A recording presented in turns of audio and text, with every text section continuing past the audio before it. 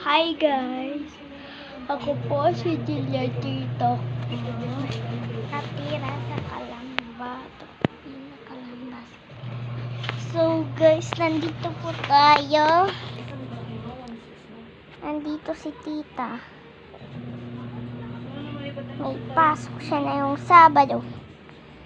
Ayan, guys, nag-aayos po siya. Guys, huwag nyo muna magkalimutan mag-subscribe, like, share, at copy link, notification bell para update kayo sa mga vlog namin. Ayan na guys, nag-aayos po si Natita. Kailan? Di ba nung 20 lang sa reading? Saan itong 55 nakuha? Okay guys, dito na nagtatapos ng video. Huwag nyo magkalimutan mag-like, share, subscribe, Tapos ngayon, 24. guys, para update kayo sa mga vlog namin. Bye-bye!